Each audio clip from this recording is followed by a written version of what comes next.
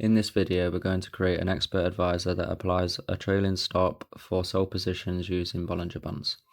Basically the reverse of the Bollinger trail expert buy that we made in the previous video. So let's walk through the full process step by step. First, we start by opening the meta editor.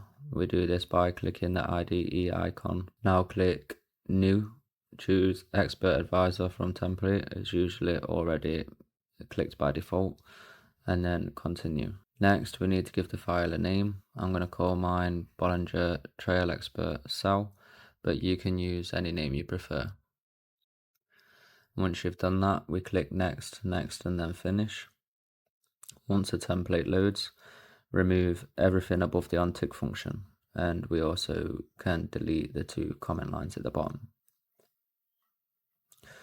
At the top of the code, we need to include the trading library.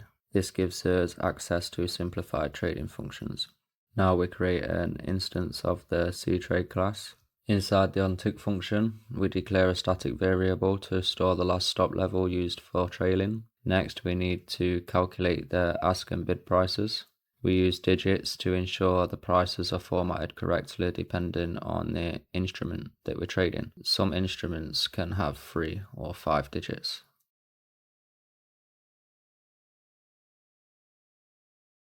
Now we need to check if there are no open positions. If true, we open a sell position for 0.1 lots. Obviously this is only a test order used to demonstrate the trailing stop logic. We're using a fixed take profit of 150 points below the entry and no stop loss initially.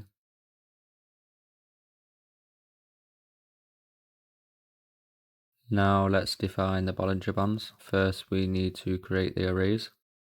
Then we make sure they're sorted with the latest candle at index 0. We'll use array setters series for this. Now set up the indicator handle. This line uses a 20 period simple moving average with 2 standard deviations. We copy the band data into our arrays.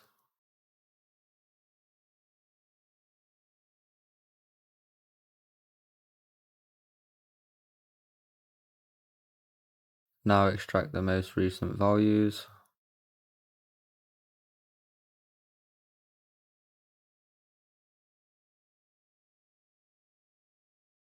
We now implement the trailing stop function.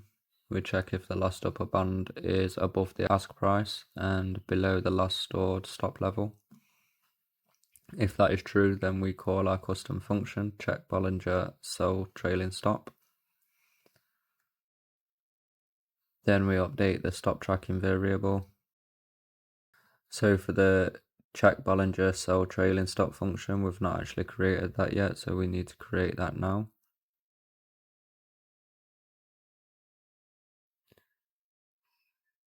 We will loop through all the open positions using the for loop.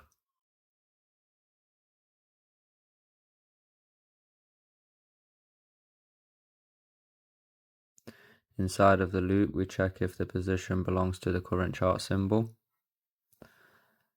Then we check if the position is a sell.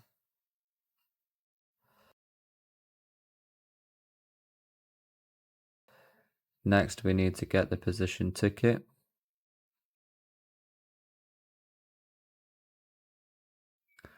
And we retrieve the current stop loss. Finally, we check if the current stop loss is higher than the new band level or unset, and if so, we modify it.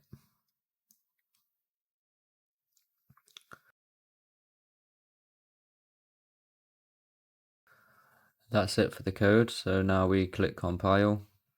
If there are no errors, then we go back to MT5. We click view strategy tester.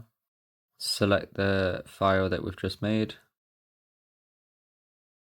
Make sure that visual mode is enabled and then click start. And you should now see the EA trailing the stop loss above the price as it moves downward. And that's it.